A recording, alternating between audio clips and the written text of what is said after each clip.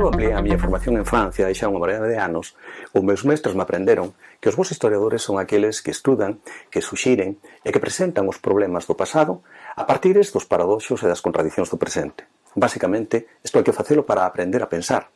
Tamén me dicían que os malos historiadores son aqueles que normalmente sentenzan sobre os grandes problemas do presente sin remitiros nunca ao pasado. E cando alguén facía isto, dicían, habría que preguntarse por qué. E máis, algúns mestres van moito máis lonxe e daban unha resposta a esta actuación dos malos historiadores. Así dicían que quen así actúa normalmente faino por ignorancia ou quer faino simplemente porque detrás desas palabras, detrás desas afirmacións, hai un obxectivo ideolóxico. Se aplicamos os presupostos dos meus mestres ao que dende 2003-2004 historiadores, xeógrafos, sociólogos, economistas veñen dicindo nos medios de comunicación galegos ao redor do que eles presentan como principal problema de Galicia, o avellentamento demográfico, verdadeiramente un cabería concluir, sobre todo, visto que non hai ningún tipo de referencia ao pasado, que estes autores nos agochan as principais claves que nos permitirían comprender ese problema, ou ben, simplemente, que ignoran esas claves. E digo ignoran porque, verdadeiramente, se as coñeceran, non poderían afirmar ou dicir o que afirman e din. Un sinxelo exemplo. Normalmente, cando nos medios de comunicación galegos se nos di que a sociedade galega é unha sociedade moi avellentada e que isto é un verdadeiro problema, un lastre para o desenvolvemento do país, é dicir, para Galicia, normalmente esos medios nunca nos informan que os países que non teñen un problema de avellentamento son países como Honduras, como Guatemala, como Brasil, como Afganistán ou como Congo en África. É dicir, países que normalmente caen dentro daquilo que se chama, ou que mal se chama, o terceiro mundo. Países con un baixo nivel de desenvolvemento económico, países con unhas fortes diferencias sociais no seu seo. Tampouco os medios nos din que os países máis avanzados do mundo son os países máis avellentados. Xapón é un país avellentado e é un país moi desenvolvido, igual que o é Alemania, igual que o é Finlandia, igual que o é Italia. Realmente, polas cotas de avellentamento demográfico que existen en Galicia, Galicia caería dentro dese primeiro mundo, xa que logo en si mesmo o avellentamento, o feito de vivir moitos anos, non sería máis que unha mostra da relativa grau de desenvolvemento ou de relativo benestar que a sociedade galega acadou ao longo do século XX, xa que logo o avellentamento non é un problema, a menos que entendamos que é un problema ser un país plenamente europeo e ser un país onde a súa poboación goza duns certos niveis de benestar e de progreso. Mala iso, e como mal non acouga, que din os nosos vellos, os medios de comunicación insisten en presentar o problema do avellentamento demográfico como algo que se vai ir agravando co paso do tempo. Para ilustrar isto, normalmente acuden a un mecanismo moi sinxelo, que é falarnos da idade media dos galegos. Así, nos din que en 2006 a idade media dos galegos era de 43 anos, mentres que 10 anos despois, no 2016, esa idade media subirá aos 46 anos. Deste xeito, xera unha alarma social e xeran unha certa preocupación tratando de tirar a atención das autoridades sobre o problema. Verdadeiramente confésolles que cando leo este tipo de novas ou cando as escoito na radio, realmente non entendo moi ben que alarma social ou que preocupación social pode haber no feito de que saibamos que os galegos teñen unha idade media de 46 anos. E non o entendo sobre todo porque van a vivir, segundo as esperanzas medias de vida, aproximadamente uns 82 anos. Isto quere decir que calquera de nosos fillos, cando cumple os 46 anos, todavía lle van a quedar por vivir e todavía poderá gozar da vida ou do tempo que lle queda por vivir entre un 40 e un 45%. Por lo tanto, non entendo esa alarma social. E menos aínda entendo desde que hai unha morea de anos os historiadores demostraron que a sociedade galega do antigo réxime, ou se queremos ser máis concretos, a sociedade galega do século XVIII era unha sociedade que en termos relativos era moito máis avellentada que a actual. Abunda con remitirse neste sentido ás probas. Por exemplo, na Galicia de 1752 sabemos que os cabezas de familia tiñan unha idade media de 46 anos. Curiosamente é a mesma que hai hoxe en Galicia. A diferenza é que a súa esperanza media de vida era de 31 anos, é dicir, 51 anos menos que os que hoxe temos os galegos. Entón, en termos relativos, era unha sociedade máis avellentada que a actual. Isto significa que eses cabezas de familia, cando cumprían 46-47 anos, estaban vivindo, contra todo prognóstico, 15 anos máis dos que teóricamente lle correspondían. Malia eso, eses cabezas de familia nunca deixaron de estar ao fronte de seus fogares, de seguir avellentando, e a poboación galega de seguir medrando nos 2 séculos que seguiron ao século XVIII.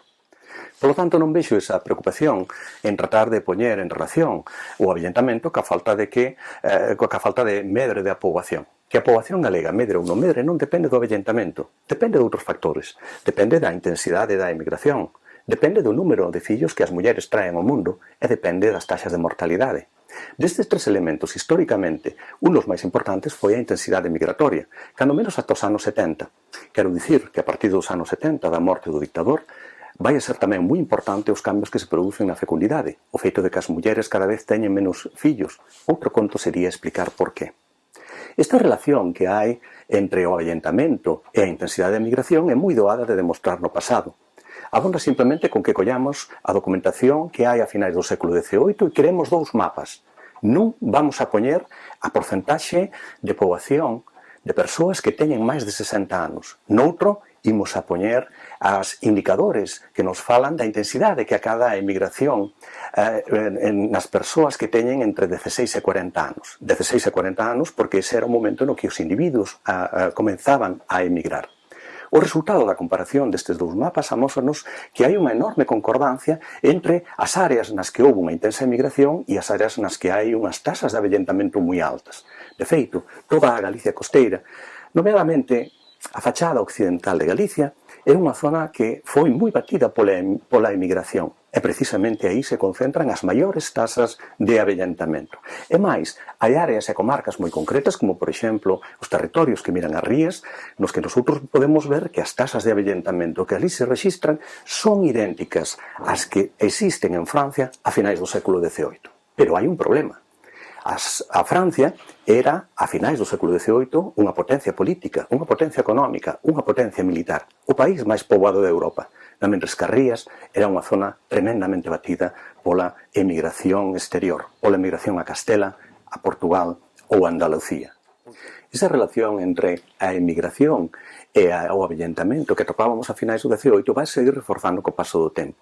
Se facemos o mesmo exercicio a finais do século XIX e creamos dous mapas, un para refletir a intensidade da emigración e outra a intensidade que acada o avellentamento, vemos que o resultado final, as áreas que resultan, son prácticamente idénticas e que naqueles lugares onde a intensidade de emigración, a emigración a América, que nestes momentos acadaba unha intensidade enorme, en esas áreas as tasas de avellentamento son moi altas. Así acontece, por exemplo, no lugar que dicíamos antes, nas rías. As tasas de avellentamento das rías van a ser iguais, en algúns casos, en algunhas comarcas, superiores ás de Francia. A diferenza, a finais do XIX, igual que a finais do XVIII, é que Francia era un dos países máis poboados de Europa, unha potencia militar e unha potencia política. Para que nos deamos unha idea do grado de avellentamento que había nesa zona das rías, cumpriría decir que as tasas que ali se registran a finais do século XIX non van ser acadadas polo conxunto da poboación galega, nin polo conxunto da poboación de Italia ou polo conxunto da poboación de Francia ata 70 ou 80 anos máis tarde, é dicir, ata as décadas de 1950-1960. Diante disto, é evidente que Galicia, en termos relativos, a sociedade galega do antigo réxime foi unha sociedade máis avellentada que a sociedade actual. Tamén que a poboación galega non deixou de esmorecer, nin desapareceu, nin deixou de medrar desde finais do século XIX. Tamén que hai unha estreita relación entre a emigración e o avellentamento. E diante disto, sorprende, por exemplo, que os medios de comunicación galegos poñan o facho fundamentalmente como único problema, como grande problema sobre o avellentamento demográfico e pasen prácticamente de puntiñas sobre a emigración. Sobre isto, prácticamente nen un chío. Aplicando a lógica dos meus mestres, cabería que preguntarse por qué. E seguramente eles dirían que, quizáis, detrás deste esquecemento haxa razóns de corte ideolóxico. Explícome.